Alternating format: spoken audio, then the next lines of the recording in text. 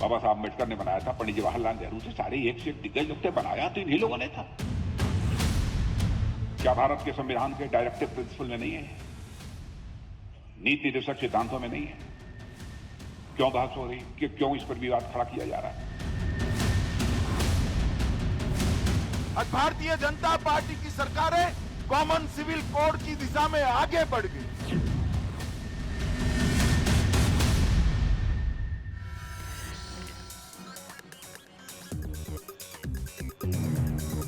नमस्कार, आप देख रहे हैं न्यूज नेशन में हूं पिनाज त्यागी। एक देश एक विधान, बहस जोरों पर हो रही है। कोई इसे चुनावी मुद्दा बता रहा है, कोई कह रहा है कि भाई सुप्रीम कोर्ट ने कहा था, ये तो आना लाजमी है। पुरानी और चर्चित कहावत है कि लोहे पर चोट तभी करनी चाहिए जब वो गर्म हो। पीएम मोदी ने समान आचार संहिता की बहस छेड़ दी है, तो क्या समझा जाए कि देश में चुनावी माहौल गर्म हो गया है और पीएम ने सीधे चोट कर दी है। लेकिन ऐसे में सवाल उठना लाजमी है कि क्या यूसीसी का मुद्दा इस वक्त उठाने का जो मकसद है वो सिर्फ और सिर्फ चुनावी भर है?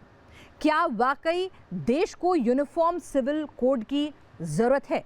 और तीसरा सवाल ये कि क्या वाकई अब वक्त आ चुका है जब देश में इसे लागू कर दिया जाए? क्योंकि बात तो जब संविधान बन रहा था 1948 में भी इस पर पूरी चर्चा और बहस हुई थी, लेकिन तब कहा था कि अभी देश उतना परिपक्व और माहौल नहीं है तो इसे पोस्टपोन कर दिया जाए। तो क्या अब देश में वो माहौल बन चुका है? और चौथा, क्या चुनाव से ठीक पहले यूसीसी का मुद्दा उठाने का मकसद ध्रुवीकरण की राजनीति है? और पांचवा, क्यों कांग्रेस सहित दूसरे तमाम विपक्षी पार्टियां इस मुद्दे पर खुलकर बात नहीं करती हैं? क्या उन्हें अपने माइनॉरिटी वोट बैंक के खिसकने का डर है? आज की बहस इन्हीं सवालों के साथ होगी कि आखिर अब तक देश में सबके लिए समान कानून क्यों नहीं है, जबकि आजादी के बाद से ही इसकी मांग उठती रही है। सुप्रीम कोर्ट भी कह चुका है कि समान नागरिक संहिता लागू होनी चाहिए, तो फिर ये इफ एंड बट की स्थिति क्यों है? इसी पर बहस करने के लिए, चर्चा करने के लिए हमारे साथ खास पैनलिस्ट मौजूद हैं। शहजाद पूनावाला हैं, नेशनल स्पोक्सपर्सन हैं बीजेपी के। हमारे साथ अश्विनी उपाध्याय जी हैं, लॉयर हैं सुप्रीम कोर्ट के, और उन्होंने इस संदर्भ में एक पिटीशन भी डाली हुई है। अंबर जैदी हैं, सोशल एक्टिविस्ट हैं, और इस संदर्भ में उन्होंने भी एक PIL डाली हुई है। हमारे साथ राजकुमार भाटी जी हैं, नेशनल स्पोक्सपर्सन हैं समाजवादी पार्टी से। डॉक्टर मुमताज आलम रिजवी हैं, मुस्लिम स्कॉलर हैं हमारे साथ। परविंदर सिंह सेठी जी हमारे साथ, राजनीतिक विश्लेषक, इस मुद्दे पर चर्चा करने के लिए जुड़े हुए हैं। शहजाद जी, आरोप लग रहे हैं कि 2024 के चुनाव नजदीक आ रहे हैं, राम मंदिर का मुद्दा जो है वो एक बार भुन चुका है, तो बारी यूनिफॉर्म सिविल कोड की आ गई है। देखिए, यूनिफॉर्म सिविल कोड कोई चुनाव का मुद्दा नहीं है, ये महिला सशक्तिकरण का और जेंडर जस्टिस का मुद्दा है। और मुझे बताइए, यूनिफॉर्म सिविल कोड को सबसे पहले तो संविधान सभा ने संविधान में प्रावधान बनाकर डाला था। क्या कोई चुनाव थे? क्या वो सांप्रदायिक था? गोवा में जब लागू हुआ तो कांग्रेस की सरकारें थी, क्या वो सांप्रदायिक था? आज जब उसकी बात की जाए तो वो गुनहगार हो जाते, और तब आप करो तो चमत्कार हो जाता है। और सुप्रीम कोर्ट के अलावा, और सुप्रीम कोर्ट में भी बता दूं, जो मौजूदा चीफ जस्टिस है, उनके पूज्य पिताजी जो उस समय चीफ जस्टिस ऑफ इंडिया थे, YV चंद्रचूड़ ने कहा यह दुर्भाग्यपूर्ण बात है कि ये डेड लेटर ऑफ लॉ बन चुका है, इसको जल्द से जल्द लाना चाहिए। प्रतिभा रानी जी दिल्ली हाईकोर्ट की कहती है। तो जब यूसीसी लाया जाता है तो एक BBC है इस देश में, भड़काऊ भाईजान कमेटी। ये भड़काऊ भाईजान, और भड़काऊ भाईजान कमेटी के कुछ सदस्य ऐसे हैं, मैं श्रीमान जो इनके चचा जी है समाजवादी पार्टी के, उनका मैं कोट करता हूं। चचा जी ने कहा है कि ये तो शिवपाल जी ने कहा है कि यूसीसी की वकालत श्रीमान राम मनोहर लोहिया ने की है, तो क्या राम मनोहर लोहिया सांप्रदायिक थे? बाबा साहब आम्बेडकर जी ने की है, तो क्या आम्बेडकर जी सांप्रदायिक थे? तो मुझे लगता है कि आज इस चर्चा को केवल एक सवाल में समाप्त किया जा सकता है। पैनल में सबसे पूछे, क्या बच्चों का विवाह होना चाहिए, हाँ या ना? और क्या महिलाओं को और मर्दों को समान अधिकार मिलने चाहिए, हाँ या ना? ये डिबेट केवल इतनी है। बाकी सारी कुछ चीजें जो की जा रही है, ये भड़काऊ भाईजान कमेटी अपने वोट बैंक के लिए करती है, और बाकी सब छोड़ दीजिए। एक तरफ तो कहते हैं कि 9 साल हो गए अब तक नहीं लाए, और जब ला रहे तो बोले चुनाव आ रहे, क्यों ला रहे हो? तो क्या करना है बता दो, चुनाव आ रहे इसलिए ना लाए, या 9 साल हो गए इसलिए अभी लाए? चलिए राजकुमार भाटी जी, आप कहीं भी खुश नहीं हैं, ये बताइए कि अगर एक महिला और पुरुष को बराबर के अधिकार मिल जाएंगे, अगर बाल विवाह जैसी कुरीति खत्म हो जाएगी, जैसे कि शहजाद दावा कर रहे हैं इस कानून के आने के बाद से, तो फिर इसमें कोई एक धर्म संकट में कैसे आ जाएगा? क्या गलत हो जाएगा अगर ये कानून आ जाएगा? किसने कह दिया कि धर्म संकट में आ जाएगा, या हम खुश नहीं हैं? आप खुश हैं? ये कह किसने दिया? नहीं, आप सहमति देंगे, आप नहीं, समर्थन करेंगे, हम तो यहाँ पूछ रहे से हैं आपसे। करना, शहजाद भाई ने भी निशाना हम पे ही साधा और आपने भी पहला सवाल ये किया मैं कि तो आप शहजाद खुश भाई क्यों के नहीं हैं? सवाल को ही लेकर आई। अगर महिलाओं के खिलाफ होने वाले अन्याय को रोका जाता है, महिलाओं के उत्पीड़न को रोका जाता है, बच्चों की शादी रोकी जाती है, छोटी उम्र में शादी नहीं होनी चाहिए, महिलाओं को न्याय की बात की जाए, हम खुश क्यों नहीं होंगे? और अगर समानता की बात की जाती है, समाजवाद का तो मतलब ही समानता है। समाजवाद का मूल सिद्धांत यह है कि गैर बराबरी दूर हो या कम से कम हो, हर तरह की गैर बराबरी, कानून की गैर बराबरी भी, धन की गैर बराबरी भी, भाषा की गैर बराबरी भी। इस देश में ये भी होता है, अंग्रेजी बोलने वालों को विद्वान माना जाता है, जिसे अंग्रेजी नहीं आती उसे अनपढ़ मानते हैं। ये भाषा ही गैर बराबरी है। गांव शहर की गैर बराबरी, स्त्री पुरुष की गैर बराबरी, धनी और निर्धन की गैर बराबरी, मजदूर और मालिक की गैर बराबरी, जाति की गैर बराबरी, धर्म की गैर बराबरी। समाजवाद हर गैर बराबरी के खिलाफ है। कानून की भी बराबरी होनी चाहिए और आम तौर पे, मोटे तौर पे सबको इस बात से सहमत होना चाहिए कि कानूनों में ज़्यादा भेदभाव न हो। जी, लेकिन आ गया इस देश में विभिन्नता लेकिन आ गया इतनी फाइनली। है। हाँ। वही मुझे लगा, मैं क्या नहीं, सुन रही हूँ, मतलब आप- मैंने कहा ये मेरी डिबेट, ये तो बिल्कुल आप जो एकदम है- राम राज्य वाली डिबेट हो रही है। आप जो है किसी के बारे में धारणा बना के बात ना करें। नहीं, बिल्कुल नहीं। अगर मैं आपसे पूछ नहीं, रही हूँ, आप- चलिए ठीक है, देखिए मैं सुनिए। अपना सवाल दुरुस्त कर लेती हूँ। मैं- क्या मैं ये कह रहा आप, अगर था, आप बराबरी जो की बात लेकिन कर रहे हैं, मैंने कहा- समाजवाद की बात कर रहे हैं, तो क्या यूनिफॉर्म सिविल कोड यानी समान, उसमें तो जो समाजवाद है, सामरस है, क्या मैं आप जवाब उसका तो दे समर्थन रहा हूँ, करते हैं? सवाल तो आपको जब करना पड़ेगा, जब जी। मैं जवाब नहीं दूंगा। लेकिन जो मैंने कहा था, मैंने ये कहा कि इस देश में इतनी विभिन्नताएं हैं, इस देश में अलग अलग धर्म, अलग अलग जातियां, अलग अलग संस्कृति, अलग रीति रिवाज, अलग पहनावा। तो कोशिश तो हम करें कि एक समान हो, लेकिन पूरी तरह एक समान एक कानून से देश नहीं चल सकता। कहीं ना कहीं हमें थोड़ा बहुत अंतर रखना पड़ेगा। जब 1950 में भारत का संविधान लागू हुआ तो अनुच्छेद 44 में लिखा गया कि राज्य समान नागरिक संहिता लागू करने का प्रयास करेगा। जी, यानी कि हमारे संविधान निर्माता चाहते थे कि एक समान नागरिक संहिता हो। इच्छा तो उनकी भी थी, लेकिन उन्हें भी ये लगा होगा कि आज हम लागू नहीं कर सकते। फिर 75-76 साल निकल गए। अभी 2018 में लॉ कमीशन ने अपनी रिपोर्ट में कहा कि इसकी ज़रूरत नहीं है और ये वांछित भी नहीं है।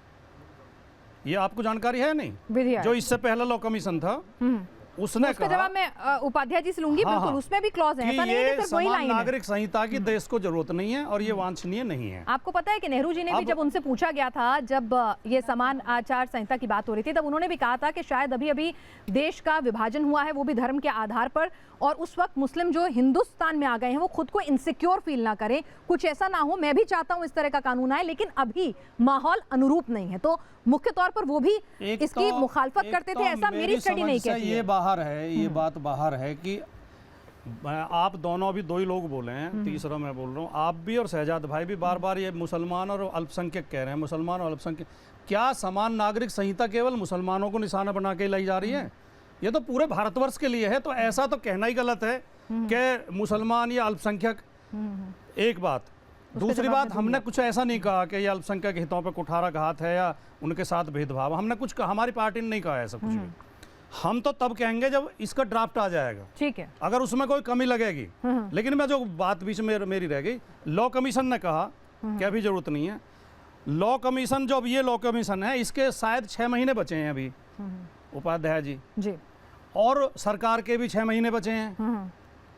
तो इतनी जल्दबाजी में आप क्यों करना चाहते हो? पहले आपको ड्राफ्ट देना चाहिए था, जब सारी सर्वदलीय मीटिंग बुलानी चाहिए थी, उस पर चर्चा करनी चाहिए थी और कायदे कानून से सबकी सहमति से आप लेकर आओ, हम स्वागत पैनलिस्ट आ करेंगे। जाएं। ठीक है, उपाध्याय जी वो कह रहे हैं कि जब विधि आयोग पहले ही कह चुका था कि इसकी जरूरत नहीं है।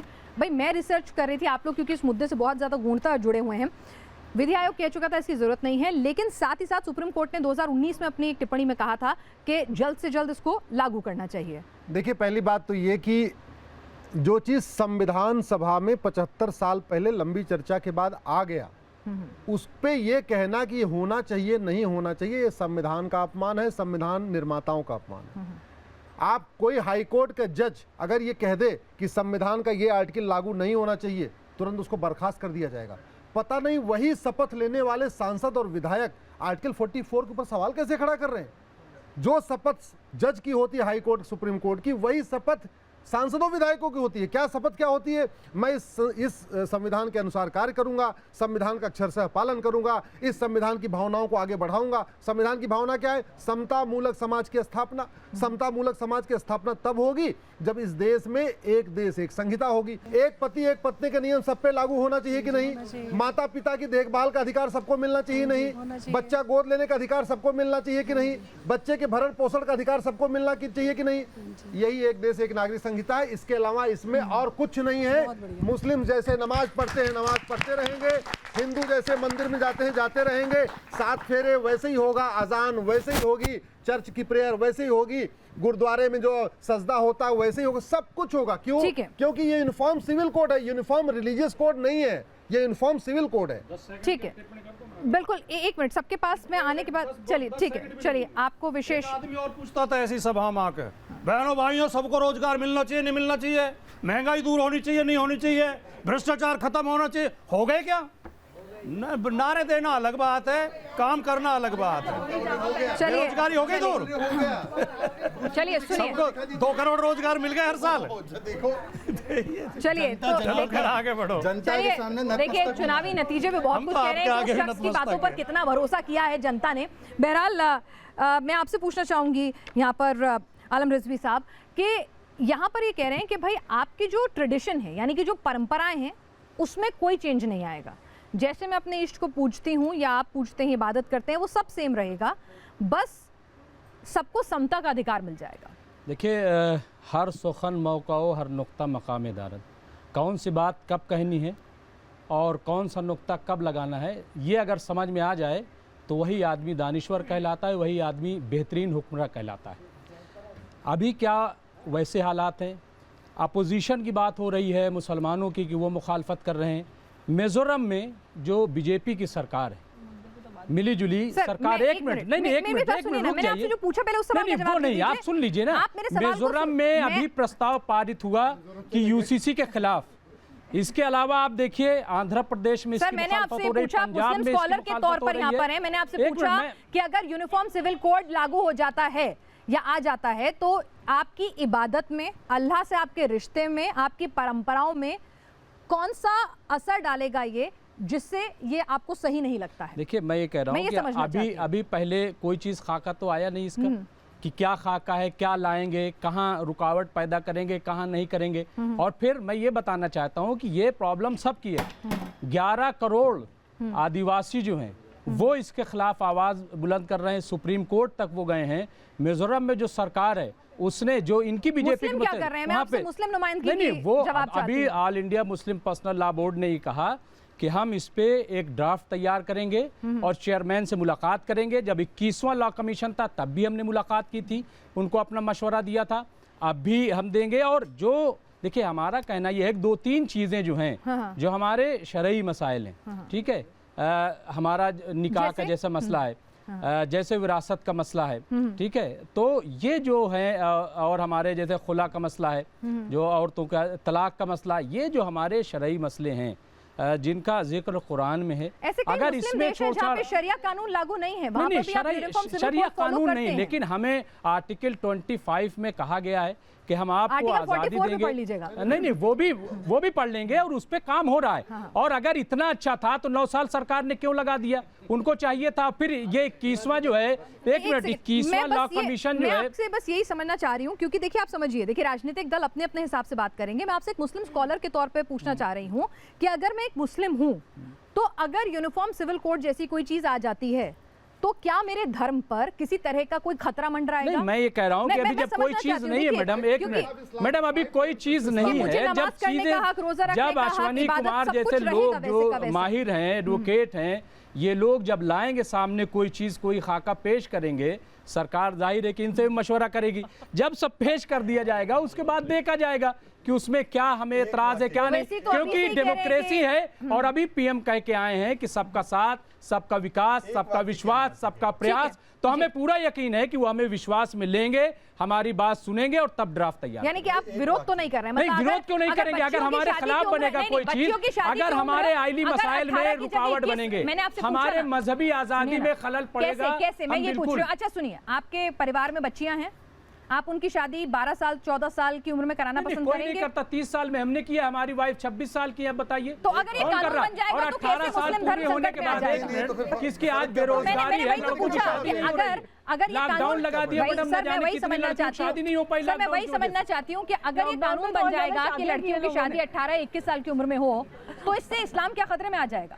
नहीं, इस्लाम तो किसी बात से खतरे में नहीं आएगा, फिर समस्या ये आप सोच लीजिए। लेकिन जो हम कह रहे हैं अगर कि आपकी कल को अभी- बेटी अभी हो, उसको बाटी आपकी जी ने संपत्ति कहा में कि पूरा जो हक मिले, अलग-अलग आधा-आधा, मज़ाहिब हैं, उनकी अलग-अलग मान्यताएं मैं हैं, आपसे उनका पूछ रही ध्यान हूँ रखना पड़ेगा। कि कल को आपकी बच्ची हो, उसको अपनी संपत्ति में बराबर का हक मिले तो इससे आपको कुछ दुख होगा? नहीं नहीं, मिलता है, क्यों नहीं मिल रहा है? सबसे पहले एक तिहाई, इस्लाम ने एक दिया है तिहाई। हक बराबर का हक। एक वाक्य, अंबर क्यों नहीं दिया? ठीक है, केवल एक हाँ। वाक्य। ये इन्होंने सब अभी कहा, गुमराह मुमताज भाई आपने अभी एक बात अच्छी कही कि खाका हमने देखा नहीं, हम प्रतिक्रिया खाके के बाद देंगे।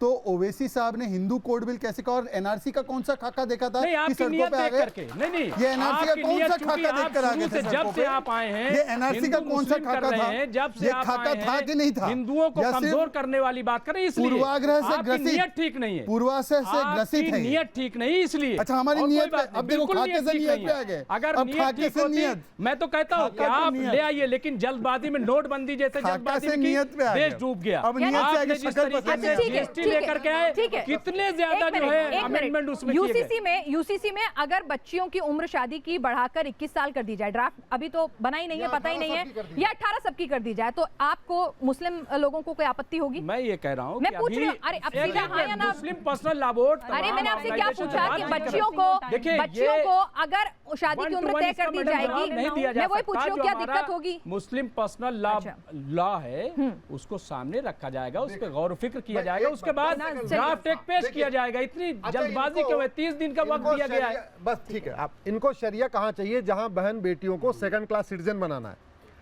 इस्लाम सबसे कहता है, पहले इस्लाम ने हाँ, औरतों को मैं बेहतरीन 14 साल अरे पहले, बस- 14 बस- साल पहले सुन लो, देखिए जी मुझे तो पता है, जितना मैंने पढ़ा कि इस्लाम में महिलाओं पिनाज की जी सुन गवाही भी लीजिए, आधी मानी पिनाज जाती जी है। सुन लीजिए, इस्लाम कहता है ब्याज लेना हराम है। भारत के 20 से 25 करोड़ मुस्लिमों का जनधन खाता है, सेविंग बैंक अकाउंट है, करंट अकाउंट है, हर तरह पीपीएफ अकाउंट है, बाकायदा उसमें ब्याज आ रहा है। नहीं, फिर वो ब्याज को बाद में दान में भी देते हैं, ऐसे भी मुस्लिम नहीं लोग नहीं, हैं, सुन तो लेकिन ये बात मत लीजिए, बोलिए। एक बार सुन जी, लीजिए। तो बहुत सारी चीजें और हैं। जहां तक इस्लाम में तो ये इनको कहता हमारे है अगर हत्या करे उसका हत्या कर दो। कोई अगर बम फोड़े, उसके शरीर में बम लगा के बम फोड़ दो। यहाँ होता है क्या? नहीं होता है। अभी उसने साक्षी को 35 कौन टुकड़े इसकी किए, डिमांड कर रहा सुनिए, है? 35 टुकड़े किए। क्या यानी कि क्या शरिया हत्यारे के कानून कहा है 35 चाकू शरिया- मारी जाएगी? नहीं ये मारी कह रहे हैं कि जाएगी, शरिया अलग कानून चीज है चलेगा। मैडम, एक मिनट, शरिया कानून देखिए अलग अलग चीज है, और कुछ जो हमारी रीति रिवाज है, जो हमारे तो रीति धार्मिक रिवाज परंपरा- महिलाओं वाले एक केस मिनट, में नहीं, अंबर नहीं, चलते हैं। इंटरफेरेंस है ही नहीं। ऐसा रीति नहीं रिवाज है, दूसरी देखिए, जगहों ऐसा- पर ना हो तो नहीं, नहीं, ठीक है। जो देखिए, इनको जब- खामोश जब करा लीजिए, काफी पार्टीशन देर से बोल हुआ, रहे हैं। जब ये एक सेकंड, संविधान- अंबर जैदी से हाँ, पूछूं ना, अंबर वो भी आप बताइए अंबर जी। हाँ जी,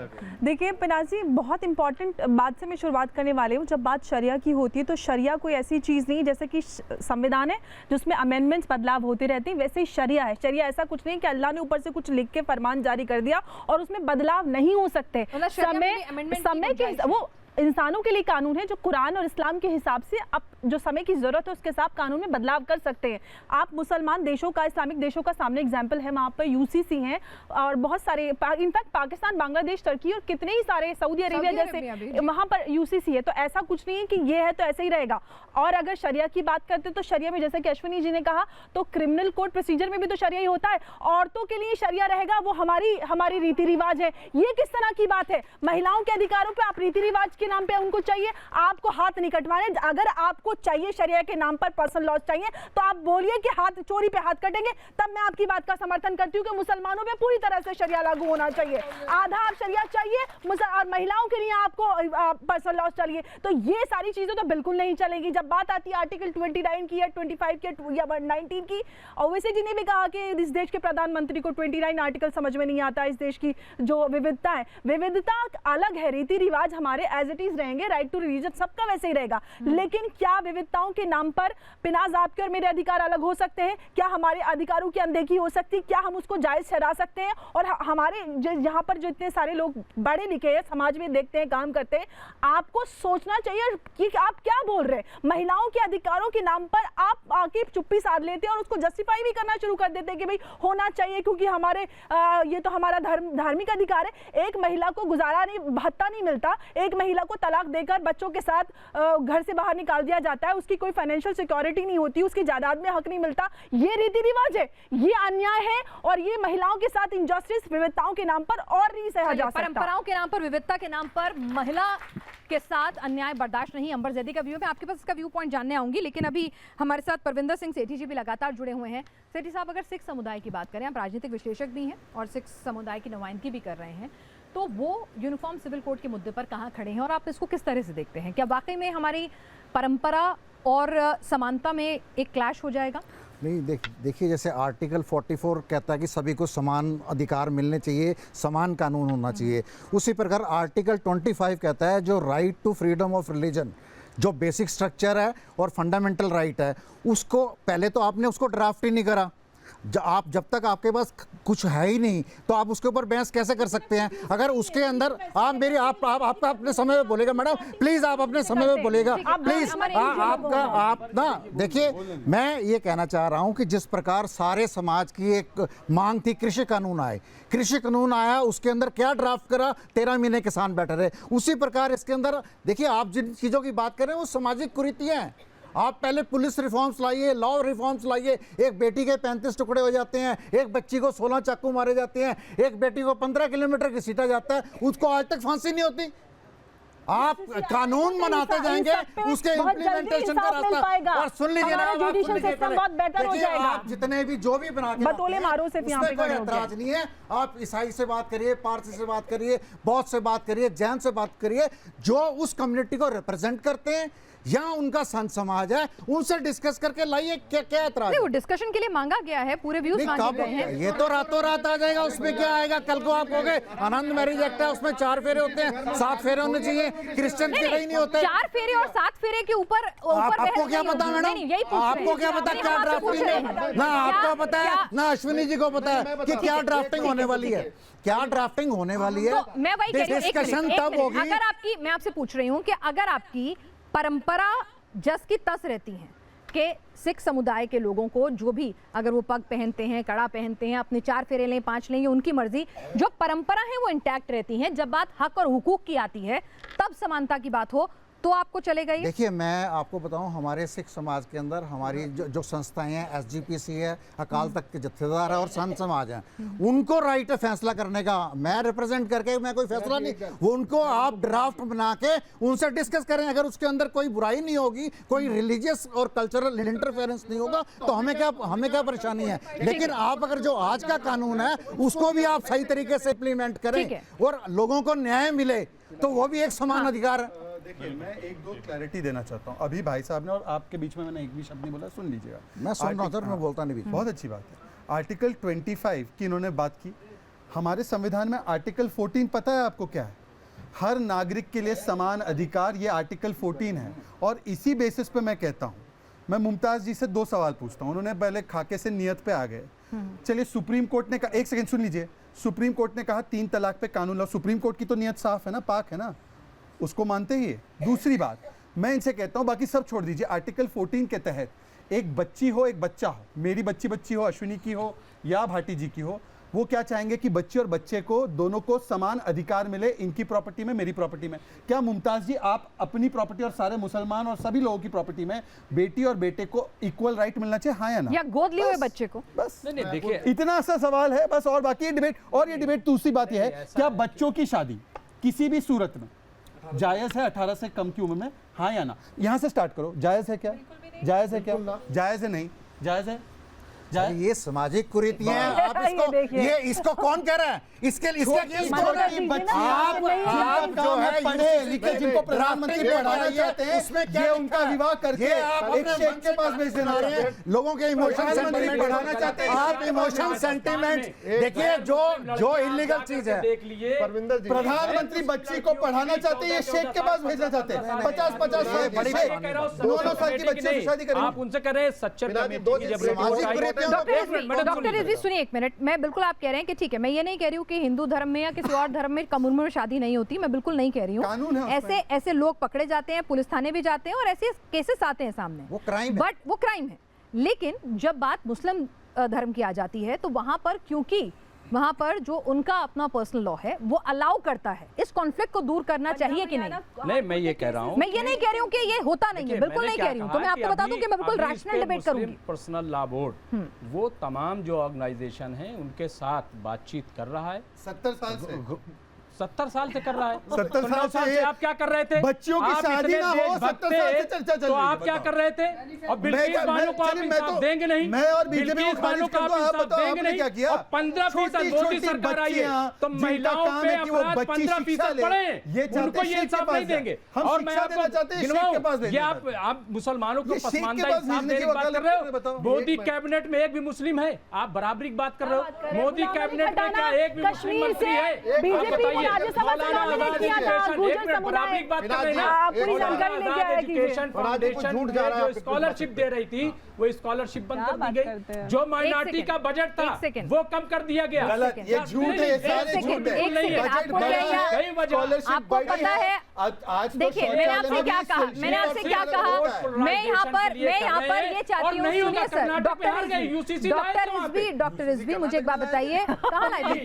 गोवा, एक मिनट, गोवा में मैक्सिमम जो डेंसिटी पॉपुलेशन है वो क्रिश्चियंस की है, लेकिन वहाँ यूसीसी चल रहा है और आसानी से आराम से चल रहा है, जबकि वहाँ मेजॉरिटी क्रिश्चियंस है, मतलब। और कांग्रेस लाई थी। ठीक है, और कांग्रेस लेकर आई। वहाँ पे भी एक कानून है, अगर बेटा नहीं होता तो वो दूसरी शादी कर सकते हैं। ये सारी जगह इंप्लीमेंट करेंगे। गोवा के यूसीसी कुछ धर्मों में नहीं, क्या बात कर रहे हो? अगर आप सारे देश में करोगे, जिस महिला को बेटा नहीं होता उसका आदमी दूसरी शादी कर सकता है।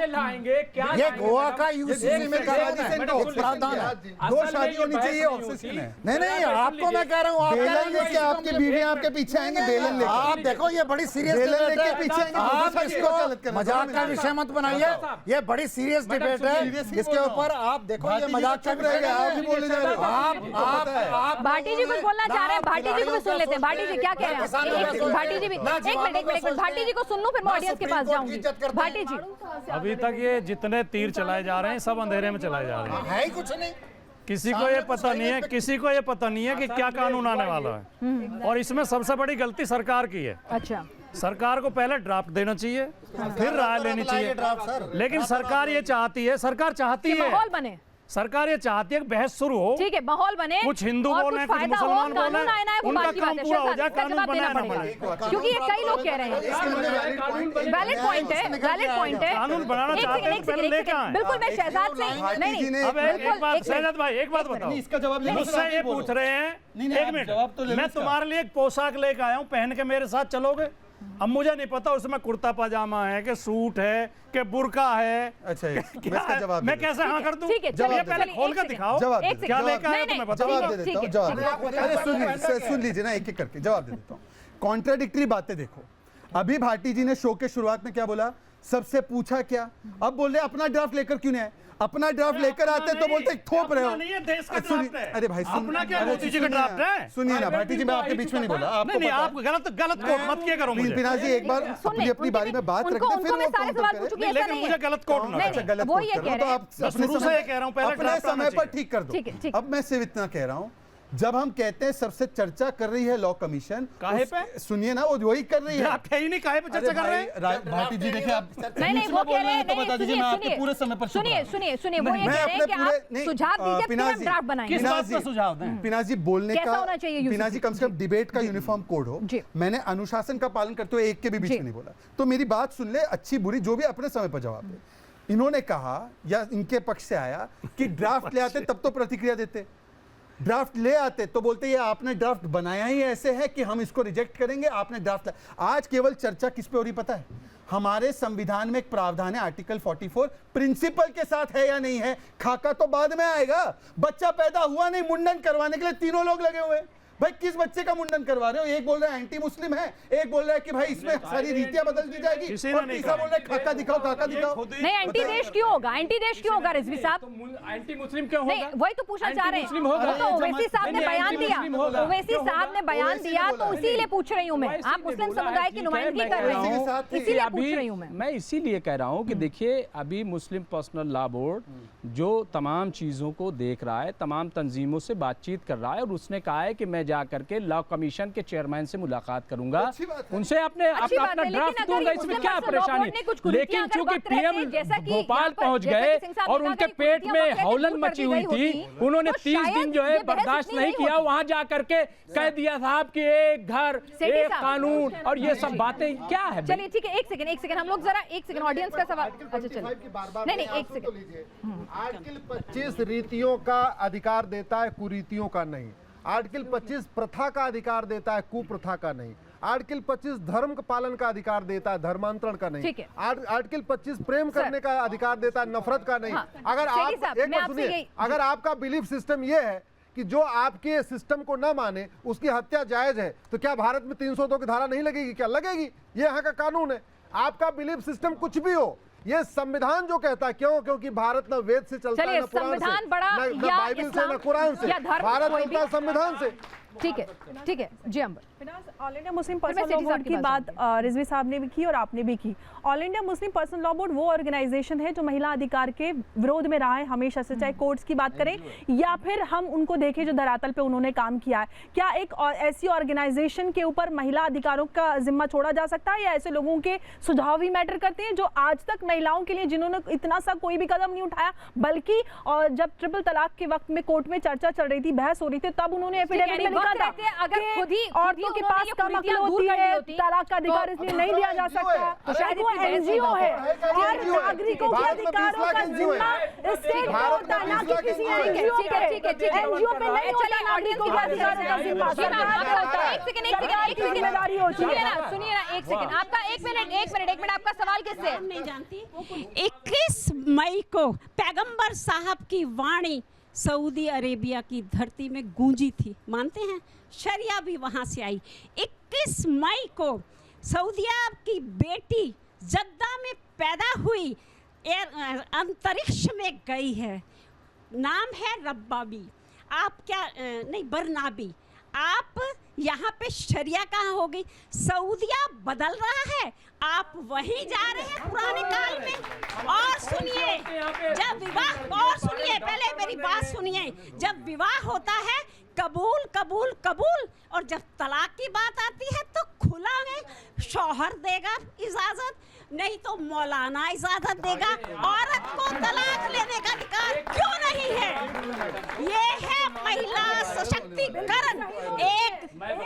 जी नाम को आप माइक उनको दीजिए जी, ठीक है, मैं जवाब लूंगी भी आपसे। जी बोलिए। नहीं, अच्छी बात है, मैं आपका जवाब। मेरा प्रश्न किससे है? पूनावालिया जी से है। शहजाद पूनावाला जी। शहजाद पूनावालिया जी से है। एक देश एक विधान, ये वाकई सर्वजन हिताय है, लेकिन इस बात का भी जवाब दीजिए, क्या इसके बाद एक अवसर यानी आरक्षण भी हटाया जाएगा? देखिए, मुझे समानता तो वहां भी होनी चाहिए। शहजाद, ये भी सवाल उठ रहा है और उसके बाद आपके पास मुझे लगता है कि जायज सवाल है। हाँ, जायज सवाल है। मुझे लगता है कि जो कुरीतियां आज भी समाज में जब तक है, उसके लिए निवारण के जो उपाय संविधान में है उसका इस्तेमाल। जैसे आर्टिकल 44 किस कुरीति का निवारण है? जो बच्चियों की शादी, भेदभाव।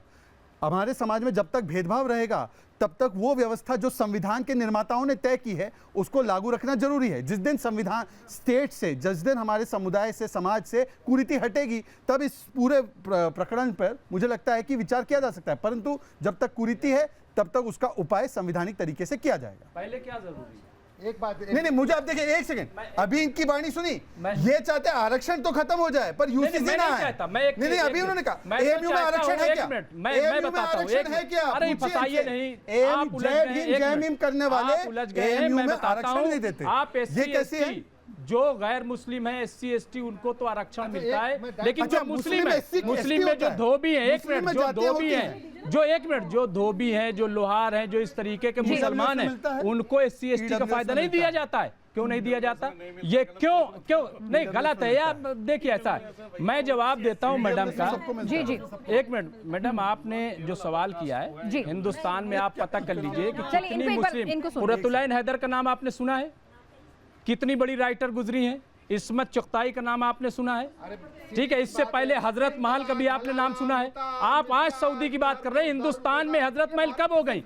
और आज डॉक्टर, इंजीनियर, सब हमारे हिंदुस्तान में मुस्लिम लड़कियां बन रही हैं, आप पता कर लीजिए। इसलिए ये कहना कि बदल नहीं रहे हैं।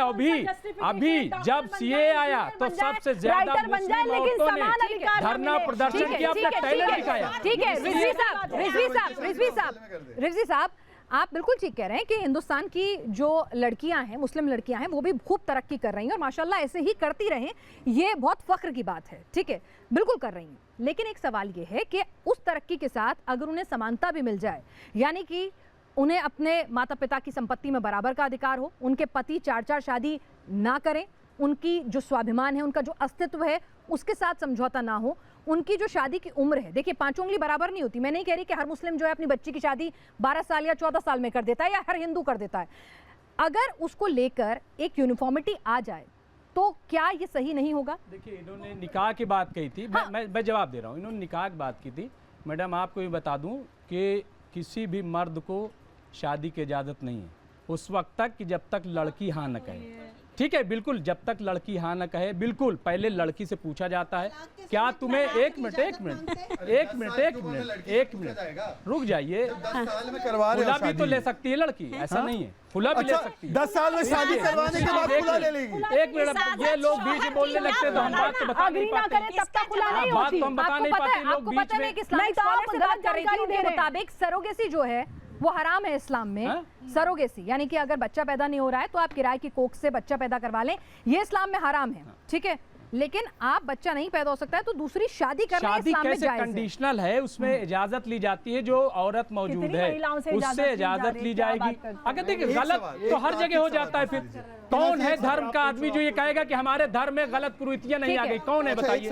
लेकिन ऐसा नहीं है, औरत से इजाजत ली जाती है, जब वो इजाजत देगी तब वो शादी होगी, ऐसा नहीं है। देखिए सुनिए ना, हिंदुओं में भी कई जगह बेटियों को हक नहीं मिलता था पैतृक संपत्ति में, उसके बाद कानून आया, उसमें बदलाव हुए, 50% उनका राइट है। लेकिन हमारे यहाँ शुरू से मिल रहा है। नहीं, 33% मिल रहा है, 33 मिल रहा है, हम सब की बात कर रहे हैं। स्ट्रक्चर देखिए।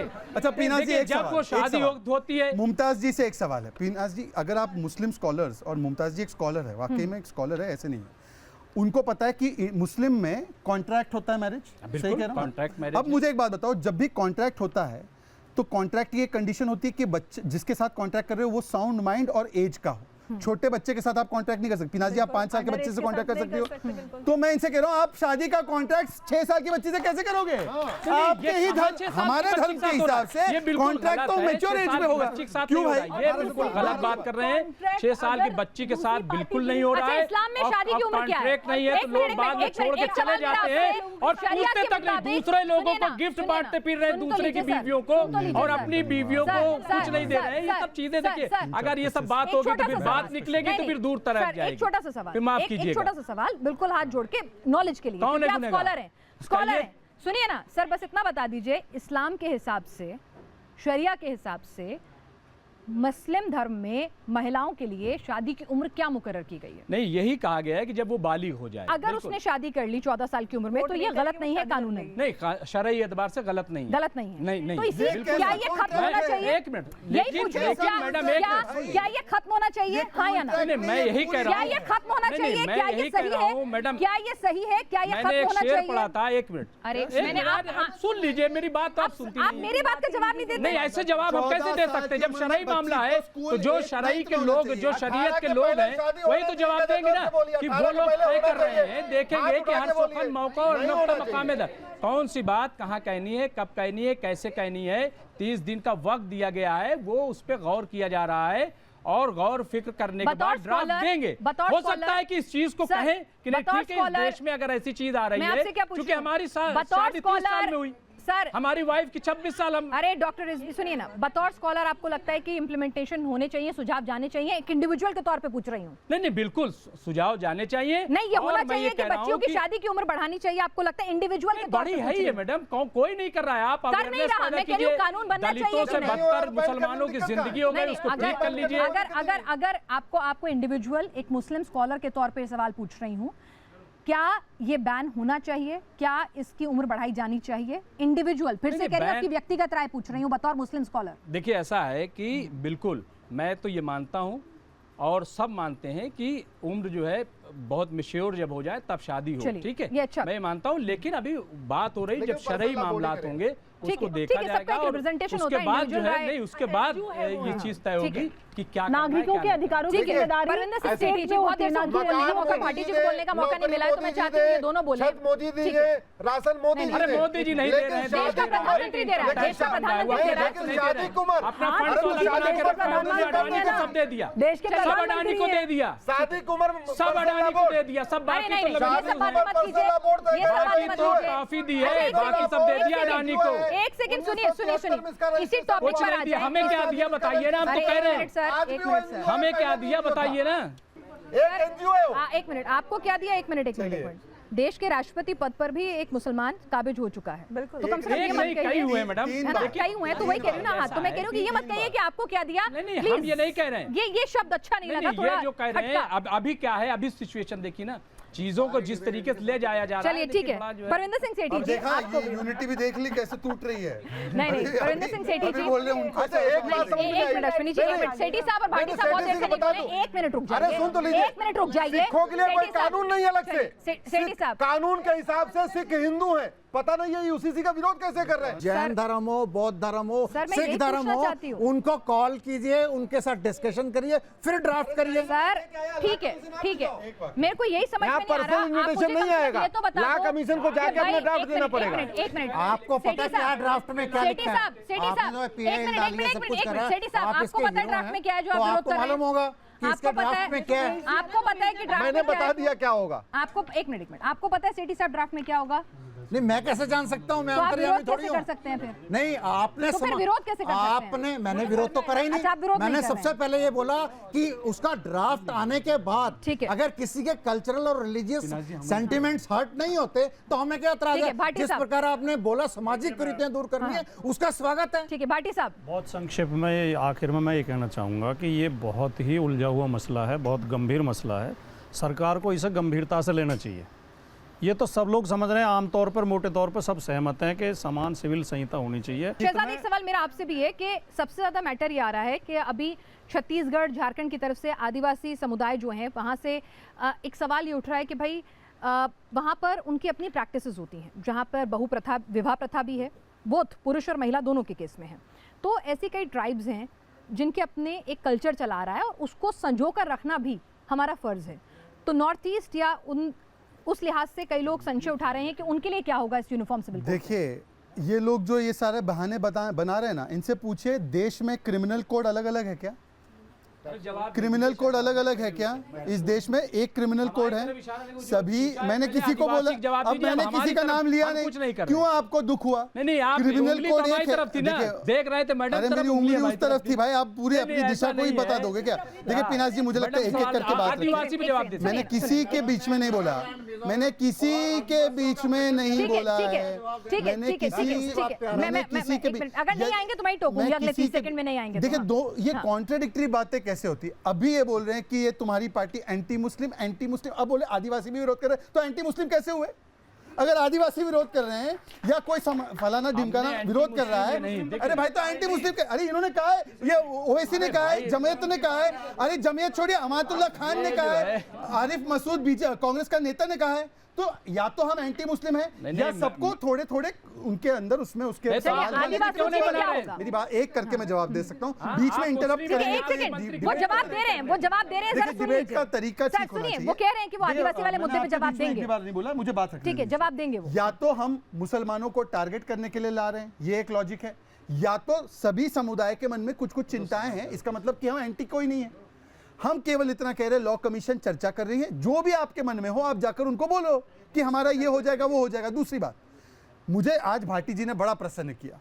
भाटी जी ने खड़े खड़े अपने 2 सांसदों को चेतावनी दे दी। एक एसटी हसन जो कहते हैं यूसीसी आएगा तो बहुविवाह करने नहीं मिलेगा, और दूसरा शफीकुर रहमान बर्ग जो कहते हैं शरिया से ही चलना है, शरिया में तब्दीली होगी तो कोरोना आ गया और बहुत सारी चीजें होंगी। तो भाटी जी ने ये 2 संदेश साफ दे दिए हैं, मैं इनका स्वागत करता हूं। ऐसा ही संदेश, और आप भी आदिवासी के मुद्दे पे संदेश साफ मैं आदिवासी समाज के जो भी लोग, एक सेकेंड, आदिवासी समाज हो, कोई भी समाज हो, जिनके मन में जो शंकाएं हैं, वो लॉ कमीशन ने सबको बुलाया है जी। अब बताइए ना, लॉ कमीशन ने कहा कि इसको नहीं बुलाएंगे, सिर्फ इसको बुलाएंगे। जी साहब, अगर ट्रेडिशन और समानता दोनों को साथ लेके चलेंगे तो शायद नहीं, आपका साथ भी अभी मिलेगा? तक जितनी हमारी डिस्कशन हुई है ना, वो सामाजिक कुरीतियों की हुई है। उसके खिलाफ कौन जाएगा? अगर वो कुरीतियां खत्म होती हैं तो उसका स्वागत है। मैं ये कहता हूं कि आज आप इतना क्राइम हो रहा है, लॉ रिफॉर्म्स लाइए, पुलिस रिफॉर्म्स लाइए, उसको तो इम्प्लीमेंट करिए ना। लोगों को न्याय नहीं मिलता, पुलिस का डर नहीं है, देखिए कानून का डर नहीं है। महिलाओं के अधिकार का रिफॉर्म और पुलिस रिफॉर्म एक पटल पे होता है। देखिए, नहीं, 70 करोड़ महिलाएं उसका मैंने हैं जवाब जो दे दिया इंतजार आपको। कर रही हैं, उस उनका बात का रिफॉर्म मैंने सेम हो जवाब गया। दे दिया आपको। बताइए। जो सामाजिक मतलब कुरीतियां पहले ये उसके करो खिलाफ तभी कोई है ही होगा। नहीं। अगर आप सामाजिक कुरीतियां खत्म करते हैं, विनाश जी एक बार सुनिए, बस एक क्लोजिंग रिमार्क आपसे। भारत में संविधान है, संविधान दो शब्दों से मिलकर बना है, संविधान। ऐसा विधान जो सबके लिए समान हो। दुर्भाग्यवश आज तक यहाँ बहुविधान चल रहा है, हिंदू का अलग विधान, मुस्लिम का अलग, पारसी का अलग, ईसाई का अलग। अब तक भारत में 15 प्रधानमंत्री हो चुके हैं, इसके पहले 14 प्रधानमंत्री हुए। लोग ड्राफ्ट नहीं ला पाए, इतना एफर्ट नहीं किया। हम सबको प्रधानमंत्री, जो 15वें व्यक्ति हैं प्रधानमंत्री बनने वाले, मोदी जी, उनको धन्यवाद देना चाहिए। कम से कम उन्होंने करेज किया है, उन्होंने हिम्मत किया है और सबको समान अधिकार देने जा रहे हैं। नुमाइंदगी हर पंथ की नजर आनी चाहिए उस ड्राफ्ट में, ये भी उम्मीद है हर हिंदुस्तानी की। आप सभी लोग इस चर्चा में शामिल हुए, आप भी बतौर दर्शक यहाँ जुड़े, आप सबका बहुत बहुत शुक्रिया। नजरें टिकी रहेंगी, जब वो ड्राफ्ट आएगा क्या होगा, क्या कुछ होगा, तब तक जो भी बयान होंगे उस पर चर्चा लगातार जारी रहेगी।